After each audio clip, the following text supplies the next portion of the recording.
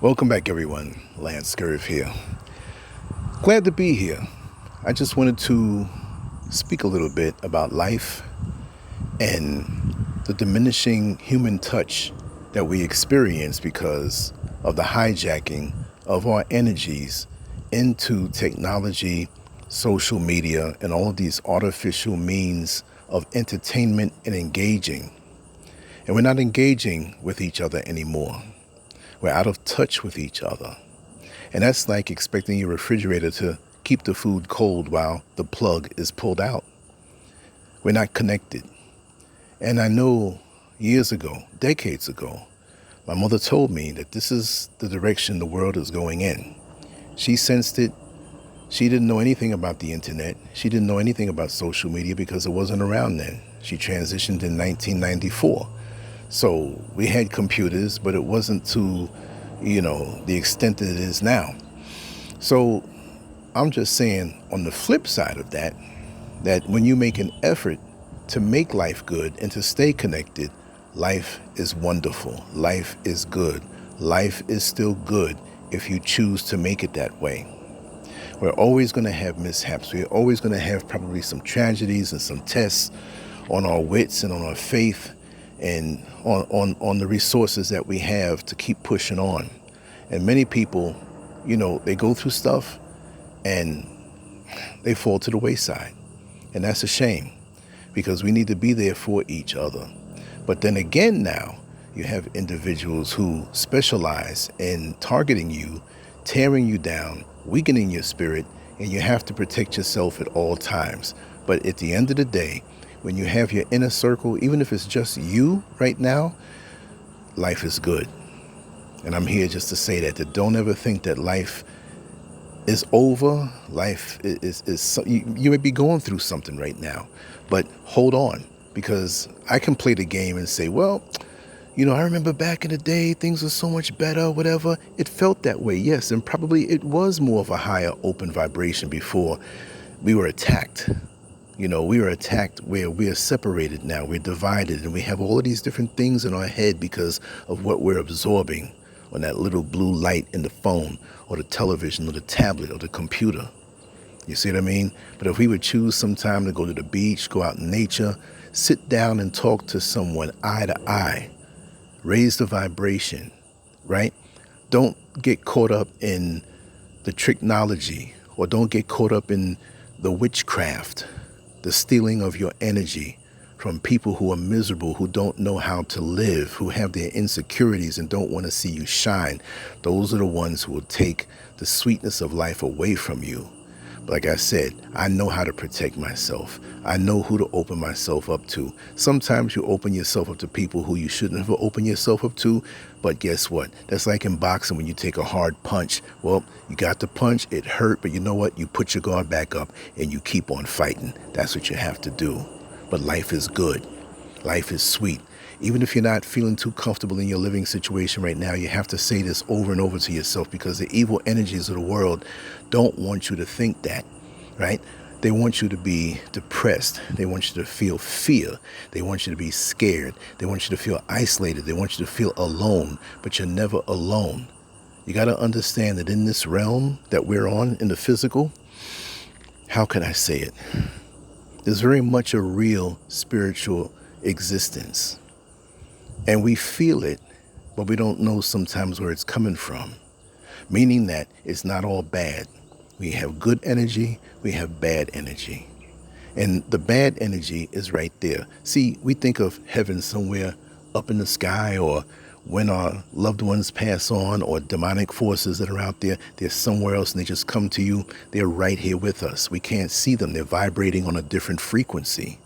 So those of us who are in tune enough, who can transcend the physical, and we get a glimpse sometimes of things that most other people can't see, even when it's inside someone. I can see a person when I'm really, really, Christians will say, oh, when I'm prayed up. But when I'm meditated up and I'm isolated willingly to raise my vibration, I can go and I can look you in your eye and tell you what you're all about. Not specifically, but pretty much where your heart is. And some people, you see them and you feel it. You feel the animosity. You feel the envy. You feel the tension. You feel the low self-esteem that they have, and they're angry at you because you're shining. They're angry at you because you have something you're working on. You have something that you're known for. You have a talent and ability, and you have a glow about you, because many of us were raised right. I was a good, clean kid when I came up. My buddies that I hung out with, all of them were good, clean young men, and they turned out good. Maybe one or two of them didn't, but the vast majority did. And sometimes people can see that momentum in you, that you have a good heart and want to attack it. You will be attacked because of your goodness. You'll be attacked because of your positive energy, the God force inside you, for no reason at all, because many people don't have that. Like I said, I had a father, mother, good neighborhood, good upbringing, good life lessons, and good guidance. And I have to correct myself. I said I had. No, I still have them, because what they put in me continues on. And it doesn't just have to be your parents. It could be other people also in your upbringing who have taught you lessons, who have taught you things that rubbed off on you in a good way, that now as an adult or somebody who is coming into adulthood, you have this thing to help guide you. You take the good and leave the bad. You will have bad experiences, but those are learning experiences of who not to deal with. And you'll get a feel for it. Like I always say, nobody ever learned how to ride a bike by reading a book. You got to get on that bike, and you got to ride and sometimes fall, and you'll feel the pain of falling. But you know what? You'll know in your balance when you're off a little bit, okay, I don't want to tip too much to the right or too much to the left. I want to be in that happy medium so I don't fall. That's the way it is on a spiritual level. But life is good. Life is wonderful. And no matter what happens in this life, you're going to learn, you're going to get better, you're going to get stronger. Sometimes you'll find yourself in places where you may not, you didn't think you're going to be in this particular place, but that's a test to make you better.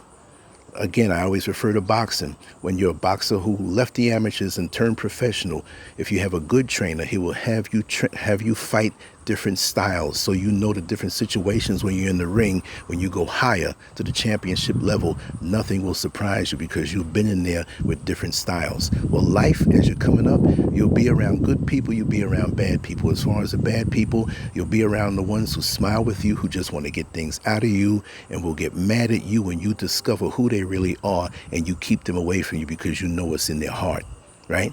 So that's a lesson. They're good people. You take time to vet people. You take time to know people, to really see what they're all about. For me, I like to see what you're doing already in progress in your life. Not just what you say, but watch you over time. Get the rhythm. It's like when you go to the nightclub. If you go to the nightclub, I don't do those things no more, but you go to the nightclub and you hear a certain beat coming, and you catch on to it, and you move your body with that beat. The other song is on its way out, and you catch it. You got rhythm. At least I know I got rhythm. A lot of people out here don't have rhythm, but that's their problem. It's the same thing, that it's overlapping. The world of the spiritual planes are overlapping. We can't see. Most of us can't. Some of us can. I don't like seeing things. I have seen things in my life, right? But I always feel. When I'm right with myself, I always feel. So this is the lesson and importance of always staying centered, always being able to hear that divine voice to guide you. When I wake up, I lay there for a little while, or I'll go lay out in the sun on my private balcony, and I let the commands of what I'm supposed to do for that day come to me. Now, if I wanted to do something else, I listen to that voice. And it's not a voice I hear, but it's something I feel. So go around and you treat people like the energy that they are, and you feel them out. And when you feel something negative or something that's not right, you don't scorn them. You just move yourself away from them, because you have to protect yourself at all times. And if you don't, you'll find yourself in some bad situations that really you could have avoided, because ultimately, every animal out here, every insect, every animal in the so-called wild, which is not wild, right? It's equipped with a way of protecting itself, whether it's teeth, whether it's like a skunk who can make something stink, or whether it's something that can run away from danger. So when you stay centered, that's your way of staying protected within yourself. Stay centered so you can see the spirits around you, so you can avoid them, so you can say to yourself at the end of the day that life is good. Life is a gift that we are here to enjoy and learn and help each other with. Stay positive and stay strong. And remember the words that I shared here with you. Much love to you all. Peace.